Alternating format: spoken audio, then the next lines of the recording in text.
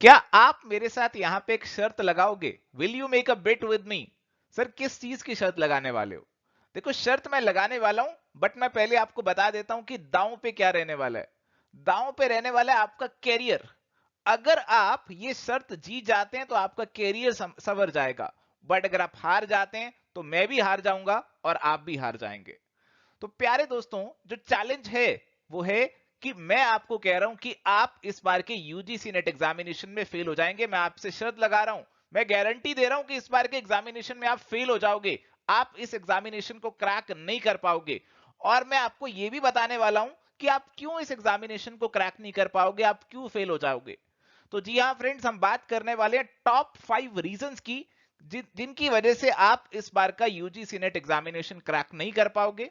So hi friends, welcome back to study classes. तो फटाफट से इस डिस्कशन को, इन रीजंस को जान लेते हैं। तो आइए फटाफट से let's start. So the number one reason why you are not going to achieve your goal this time, इस बार आप क्यों फेल हो जाएंगे? क्योंकि आपको एग्जामिनेशन की रिक्वायरमेंट नहीं पता। एग्जाम की तैयारी करने से पहले आपको एग्जामिनेशन को समझना है, उसके रिक्वायरमेंट्स को समझना है। सर कौन सी रिक्वायरमेंट्स है इस एग्जामिनेशन की, आप ही बता दो। तो देखो जी, ये एग्जामिनेशन जो है ना आपका ऑब्जेक्टिव एमसीक्यू टाइप एग्जामिनेशन है। और अभी तक आप जो पढ़ाई करते आए हैं वो सब्जेक्टिव पेपर की तैयारी करते हैं जिसमें आपको लंबे लंबे आंसर्स लिखने पड़ते थे। तो अब आपको अपनी पढ़ाई की ओरिएंटेशन चेंज करनी पड़ेगी। आपको उन चीजों पे ज्यादा फोकस करना है जिनसे ऑब्जेक्टिव सवाल निकल कर आ सकते हैं।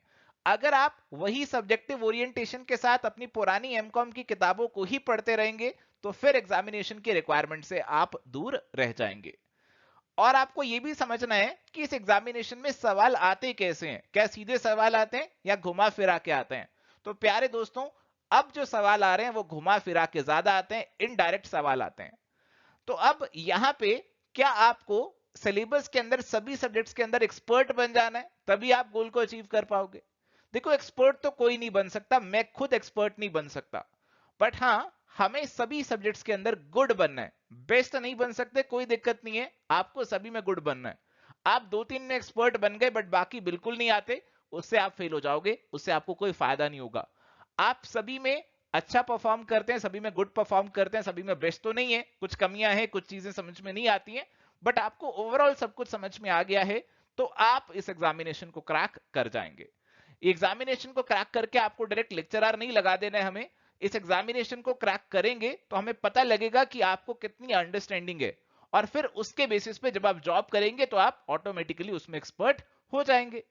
और साथ ही आपको यह समझना है कि this is a computerised examination, आपको कंप्यूटर पे बैठकर एग्जाम देना है। तो काफी सारे स्टूडेंट्स ऐसे हैं जो भी ट्रेडिशनल तरीके से ही पढ़ाई करते हैं और वैसे ही एग्जाम देना चाहते हैं, वैसे ही प्रैक्टिस करते रहते हैं। तो आपको थोड़ा सा ये भी कोशिश करनी है कि आप अपनी तैयारी को थोड़ा सा कंप्यूटराइज्ड एनवायरनमेंट में लेकर जाओ। थोड़ा सा लैपटॉप पे टाइम स्पेंड करो, लैपटॉप पे पढ़ाई करने की आदत डालो, ताकि एग्जामिनेशन के समय आपको ज्यादा दिक्कत ना हो।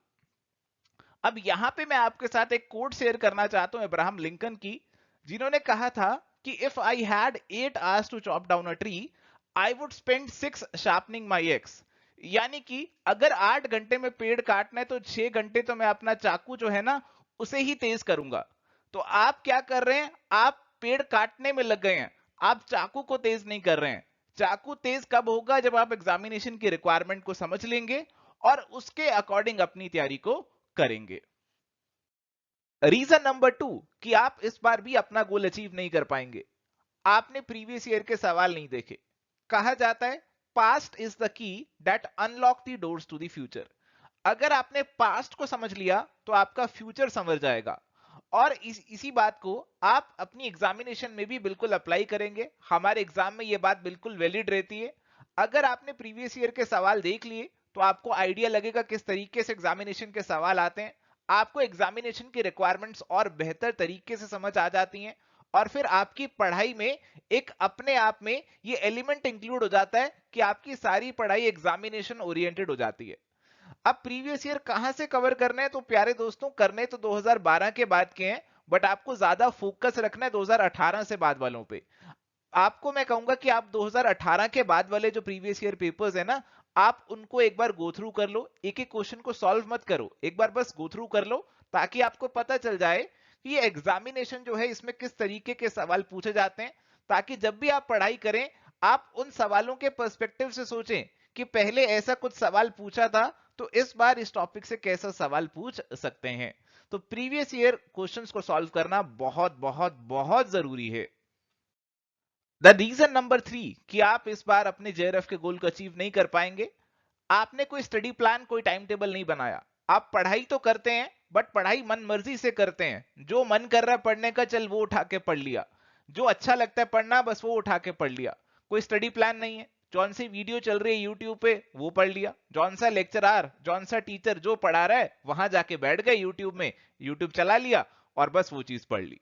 तो आपने एक सिस्टमेटिक तरीके से तैयारी नहीं करी, आपने कोई स्टडी प्लान, आपका कोई टाइम टेबल नहीं था।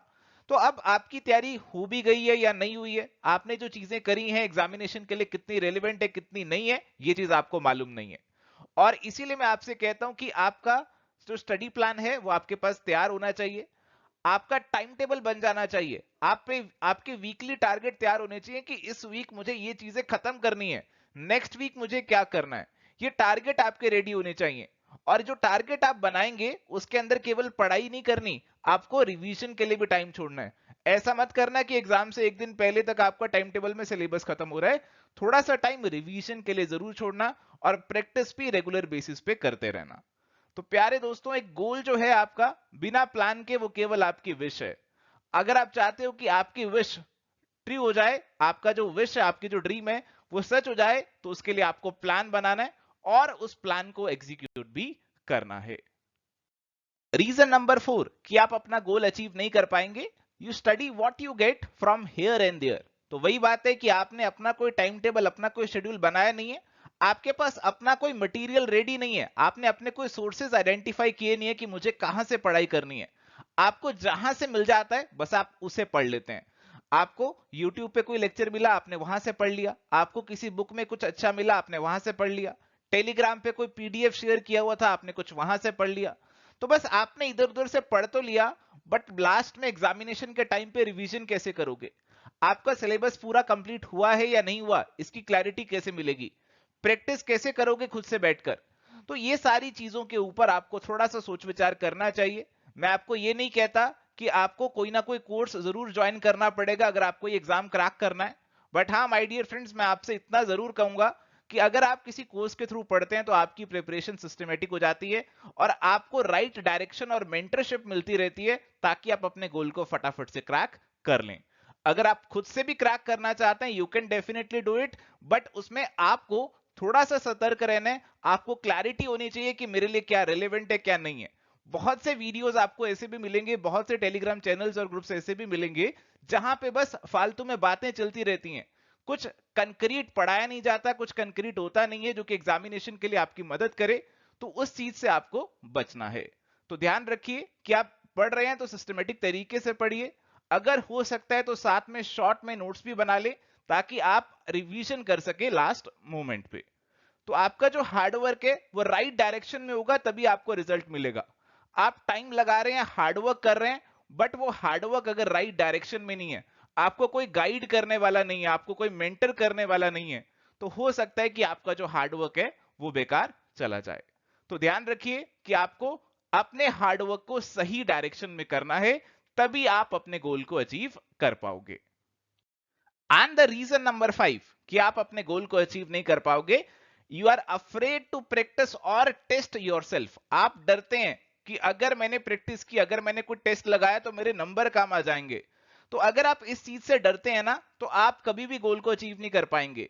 आपको रियलिटी चेक यहां पे नहीं मिलेगा कि आप में कितनी कमी है, एग्जामिनेशन में जाकर आपको रियलिटी चेक मिलेगा और फिर वो जो रियलिटी चेक है उसके बाद आपको 6 महीने इंतजार करना पड़ेगा अगले एग्जामिनेशन का। और आज के सिनेरियो में तो एक एक साल तक वेट करना पड़ता है नेक्स्ट एग्जाम देने के लिए। तो प्यारे दोस्तों, जैसे जैसे पढ़ाई कर रहे हो साथ साथ प्रैक्टिस भी जरूर करो, अपने आप को रेगुलर टेस्ट करो, चेक करो कि जो मैं पढ़ रहा हूं वो मुझे रिटेन हो रहा है, समझ में आ रहा है कि नहीं आ रहा। आप प्रैक्टिस को लास्ट मोमेंट के लिए मत छोड़ो। मैं देखता हूं कि कई लोग कहते हैं कि सर अभी तो पढ़ाई कर रहे हैं, प्रैक्टिस जो करेंगे लास्ट में कर लेंगे। वो लास्ट कभी आता ही नहीं है और प्रैक्टिस कभी होती ही नहीं है। तो प्रैक्टिस आपको अभी करनी है, प्रैक्टिस लास्ट मिनट के लिए बिल्कुल भी मत छोड़ना। हाँ, कुछ फुल मार्क्स आप लास्ट में जरूर लगाओगे, बट जो भी आप टॉपिक पढ़ रहे हो कोशिश करो कि उसके साथ उस टॉपिक के कुछ एमसीक्यूज आप जरूर लगा लो। आप सभी जानते हो, हम सभी जानते हैं, practice makes the man perfect, practice makes perfect. और अगर आप परफेक्ट बनना चाहते हो तो उसके लिए आपको प्रैक्टिस भी करनी पड़ेगी।